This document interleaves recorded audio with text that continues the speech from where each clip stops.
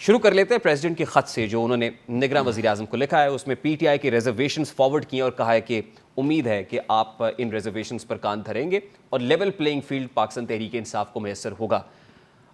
President عارف الوی جو پورے ملک کے صدر ہیں, مطلب مجھے کہنے دیجیے اس وقت تو وہی صدر ہیں, باوجود اس کے کہ ان کی جو ٹرم تھی وہ مکمل ہوئی اور اس کے بعد انہوں نے استعفیٰ دینا نہیں سمجھا. ظاہر ہے وہ تو جب نئے صدر جب تک نہیں آتے پریزیڈنٹ تو وہی رہیں گے. انہوں نے خط لکھ دیا ہے اور اس خط میں پی ٹی آئی کے ریزرویشنز فارورڈ کر دیے ہیں. یہ پریزیڈنٹ نے ٹھیک کام کیا ہے آئینی طور پہ, قانونی طور پر یہ درست ہے؟ بہت شکریہ آپ کا, آپ نے بڑی دیر کے بعد مجھے اپنے پروگرام میں یاد کیا ہے. آپ کی مصروفیت کی وجہ سے. پہلی تو یہ ہے کہ میری آپ سے درخواست یہ ہے کہ اگر آپ میرے کہنے پر یہ صدر کی تکرار جو کر رہے ہیں اس کو تھوڑی دیر کے لیے ترک کریں, اس لیے کہ انہوں نے اپنے پورے دورہ اقتدار میں جب سے وہ صدر بنے ہیں آج تک یہ کوشش نہیں کی کہ وہ اپنے آپ کو صدر ثابت کر سکیں. وہ ایک گلوریفائڈ پبلک ریلیشن آفیسرز ہیں پی ٹی آئی کے, اور یہی انہوں نے کیا ہے. اگر آپ مجھ سے تفصیلات مانگیں گے تو یہ پروگرام کا وقت گزر جائے گا. میں آپ کو بے پناہ مثالیں دے سکتا ہوں, چند ٹوٹکے آپ کی خدمت میں پیش ہے.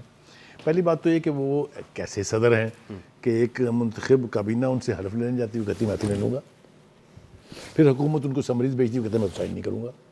یہ صدر کرتے ہیں اس طرح؟ ایک بات.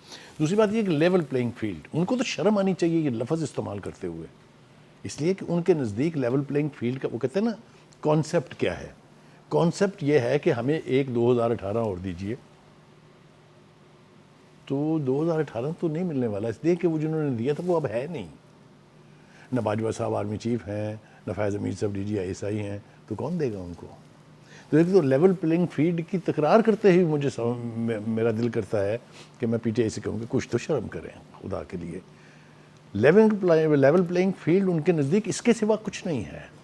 اس لیے کہ دیکھیے آپ دو باتیں یاد رکھیں. اچھا بخاری صاحب سادہ سا سوال ہے, چلیے آپ کا کوئی سوال سادہ نہیں ہوتا بہرحال. جی یہ کچھ دیر پہلے, ابھی کچھ ہی دیر پہلے 2 گرفتاریاں ہوئی ہیں.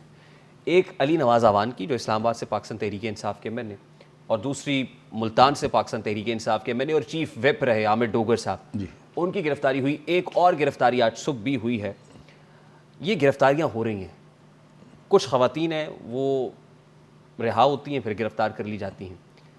آپ نہیں سمجھتے کہ تشویشناک صورتحال تو ہے؟ بات بالکل یہ آپ نے ٹھیک کہا, لیکن یہ نتیجہ اس سے زیادہ تشویشناک صورتحال کا ہے, اس کا تذکرہ بہت ضروری ہے. اچھا وہ کیا ہے؟ یہ سارے لوگ گرفتار ہو رہے ہیں in the context of May 9. May 9 is not a normal crime. May 9 nobody has dared in the past, and let me show you, جو ان کا سلوک ان کے ساتھ جو ہونے والا ہے اس کے بعد بھی کوئی نہیں کرے گا. اب اس کی تفصیل میں جانے کا پھر وقت نہیں ہے. No political party can carry the weight of 9th of May. It's a heinous crime. It's a crime against state. اب وہ اس کی انٹرپریٹیشن ان کی مرضی سے تو میں کر نہیں سکتا ہوں. اگر آپ کانسٹیٹیوشن کی روشنی میں کریں تو جو ہوا نہیں ہونا چاہیے تھا. لیکن اس کے باوجود پاکستان تحریک انصاف الیکشنز میں ہوگی, بلے کا نشان بیلٹ پیپر پر ہوگا, جو کیئر ٹیکر پرائم منسٹر بھی کہہ رہے ہیں اور چیف الیکشن کمشنر بھی کہہ رہے ہیں. بالکل ٹھیک ہے, بلے کا نشان بالکل ہونا بیلٹ پیپر پہ ہوگا. بالکل ہونا چاہیے, لیکن وہ بلے کے نشان پر الیکشن لڑے گا کون؟ دیکھیے یہ جو آج تکلیف ہو رہی ہے نا کہ فلاں کو گرفتار کر لیا, فلاں کی پریس کانفرنس کے بعد اس کی کایا پلٹ گئی, فلاں نے بیان جاری کر دیا اس کی کایا پلٹ گئی وغیرہ وغیرہ, کسی نے انٹرویو دے دیا اس کی معافی ہو گئی. دیکھیے گزارش یہ ہے, کچھ لوگ وہ ہیں جو اس دن کے جرائم میں براہ راست ملوث تھے, ان کو تو آپ ایک طرف کر دیجئے, ان کی فیٹ تو ڈیسائیڈ ہونی ہے. جو نہیں ہے وہ تو الیکشن کے ٹیسٹ کر سکتے ہیں. اب جو نہیں ہے ان میں سے باقی کون بچا ہے؟ آپ ذرا پی ٹی آئی کی کمپوزیشن دیکھیں, جائیے واپس 2018 کے الیکشن سے, کھمبے کو بھی ٹکٹ دے دیں تو وہ جیت جائے گا. نہیں وہ گئے, وہ تو بھٹو کے ساتھ نہیں ہوا. That's what the popularity is. ارے بابا یہ تو بھٹو کے ساتھ نہیں ہوا, ان کے ساتھ کیسے ہوگا؟ وہ کیوں نہیں ہوا تھا؟ میں بتاتا ہوں بھٹو کے ساتھ کیوں نہیں ہوا؟ میں آپ کو بتاتا ہوں اس کی. What was Bhutto doing at that point in time?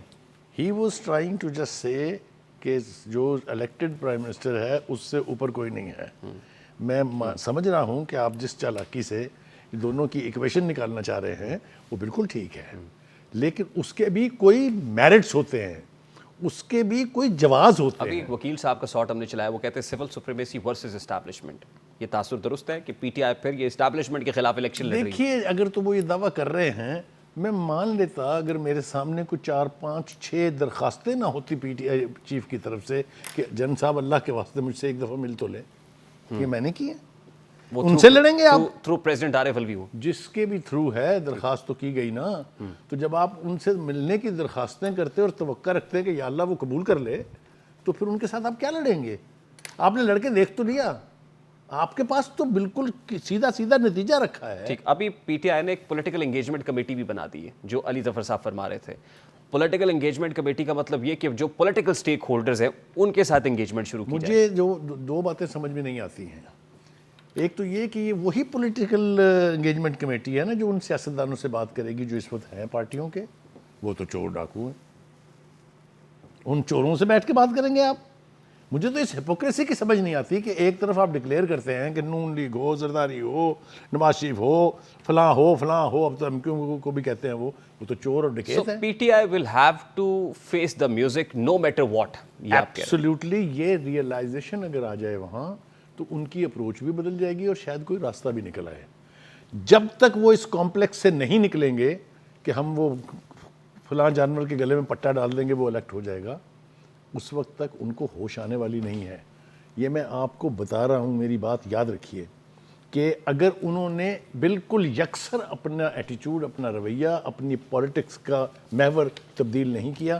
اچھا بخاری صاحب, کوئکلی چند مزید گرفتاریاں اور مزید پریس کانفرنسز آ رہی ہیں اگلے چند روز میں یا اگلے چند ہفتوں کے اندر before elections? What are you looking at? Quickly بتا دیں, مجھے بریک لینی ہے. بالکل آئیں گی, اور اس کی وجہ صرف یہ ہے کہ میں نے پہلے آپ کو حوالہ دیا, آپ انتہائی, میں بہت زیادہ چلاک تو نہیں آپ کہتے, لیکن یو ویری انٹیلیجنٹ پرسن, آپ نے مجھے اس پہ بات نہیں کرنے دی. میں نے پی ٹی آئی کی کمپوزیشن پہ آپ سے بات کرنا چاہیے. ظاہر ہے ولی محمد خان اور واسط کیسر اور یہ سب لوگ جائے کیسے تھے, ظاہر ہے وکلا بھی ہیں اس وقت, اور بہت سارے ایسے فیسز ہیں جو پولیٹیکل نہیں. پی ٹی آئی کا یہ شکل بنی کیسے تھی؟ جہازوں میں لوگ آ کے نا, ٹھیک, وہ پرندے سارے اڑ گئے. ٹھیک, تو اب ان کے پاس اس کو اصل شکل پہ لانا اس وقت مقصود ہے کہ this is what P T I is and this is what you were in 2030. I have to take a It is not possible. Not possible. I have to take a very quick short break. سر بخاری صاحب آپ کے وقت کے لیے senior صحافی تجزیہ کار سلیم بخاری صاحب ہمارے ساتھ موجود تھے. ہم انسان کو درپیش دیگر مسائل کی بات کرتے ہیں تو ایسا ہو نہیں سکتا کہ ماحول میں جس میں ہم سانس لے رہے ہیں اس کی بات نہ کی جائے. صنعتی انقلاب نے جہاں ہماری زندگیوں کو یکسر تبدیل کر کے رکھ دیا ہے, وہیں ماحول میں بھی بے شمار تبدیلیاں رونما ہوئی ہیں, اور انہی تبدیلیوں میں سے ایک ماحولیاتی آلودگی بھی ہے. پاکستان میں جیسے ہی سردیوں کا موسم شروع ہوتا ہے تو اس کے پرہجوم اور مصروف ترین شہر خاص کر پنجاب میں لاہور, فیصل آباد, راولپنڈی, ملتان اور دیگر گہرے اور آلودہ ہواؤں کی لپیٹ میں آ جاتے ہیں, اور جس کی وجہ سے شہریوں کا سانس لینا دشوار ہو جاتا ہے. اسموگ فضائی آلودگی کا مسئلہ ہے جو زہریلے دھوئیں اور دھند کا ایک ایسا بھیانک امتزاج ہے جو محض سانس لینے میں ہی دشواری پیدا نہیں کرتا بلکہ اس کی ماحولیاتی, سماجی اور معاشی منفی اثرات بھی کہیں زیادہ ہیں. صحت کے ساتھ ساتھ اسموگ کا مسئلہ سماجی اور معاشی نظام کو بھی بری طرح متاثر کر رہا ہے. حد نگاہ کم ہونے سے لوگوں کی آمد و رفت میں خلل پڑتا ہے, حادثات میں اضافہ ہو جاتا ہے, دہاڑی دار مزدوروں کا روزگار تقریباً ختم ہو کر رہ جاتا ہے. اسموگ میں کمی لانے کے لیے صنعتوں کی بندش پہلے سے موجود ہے. اسکولوں کی بندش اور بچوں میں بیماریوں کی شرح بڑھنے کی وجہ سے تعلیمی اداروں کا بہت زیادہ نقصان ہوتا ہے, لیکن انسانی جانوں کو بچانا سب سے زیادہ ضروری ہے. شاید یہ وجہ ہے کہ کیونکہ پاکستان اور بھارت بدترین آلودگی کا سامنا کرنے والے ممالک میں شامل ہے, اور ان ممالک کی 60% آبادی کو خطرناک فضائی آلودگی کا سامنا ہے. یہ فضائی آلودگی ورلڈ ہیلتھ آرگنائزیشن کی مصدقہ لیول سے 7 گنا زیادہ ہے, اور عالمی ادارے کی فہرست میں فضائی آلودگی کے حوالے سے چین کو سب سے بدترین ملک قرار دیا گیا ہے, جہاں ہر سال 10 لاکھ سے زائد اموات ہو رہی ہیں. چین کے بعد 6 لاکھ اموات کے ساتھ ہندوستان دوسرے, جبکہ 1,40,000 اموات کے ساتھ روس تیسرے نمبر پر ہے. جان لیوا فضائی آلودگی پاکستان میں ہر سال 59,000 سے زائد اموات کا باعث بن رہی ہے, اور یہی وجہ ہے کہ اس وقت پنجاب جیسے صوبے میں جزوی لاک ڈاؤن کی سی کیفیت ہے. سکولز بند ہیں, یونیورسٹیز کلوزڈ ہیں, دفاتر کو بھی, سرکاری دفاتر کو بھی بند رکھا گیا ہے, جس کی بنیادی وجہ یہ ہے کہ یہ جو انٹینس ویدر ہے, جو ہمیں فوگی ویدر لگتا ہے, اصل میں یہ فوگی نہیں, یہ اسموگی ویدر ہے, اور یہ فضائی آلودگی بہت سارے جو ہے وہ جانوں کو, انسانی جانوں کو متاثر کرتی ہے. ضرورت اس امر کی ہے کہ اگر ہم نے زندگی کو یوں ہی تسلسل کے ساتھ جاری رکھنا ہے تو ہم کچھ احتیاطی تدابیر اپنائیں, کم سے کم باہر نکلے, خاص کر بچوں کو بھی بچائیں, اور ماسک پہننے کی جو عادت ہے جس طرح کووڈ کے اندر ہم اپناتے رہے اسی طرح یہاں پر بھی اس کی پابندی کریں گے تو اس سے محفوظ رہیں گے, بچے رہیں گے. پروگرام کا وقت اپنے اختتام کو پہنچا ہے. آپ سے انشاءاللہ کل اپنا رکھیے خیال. اللہ حافظ.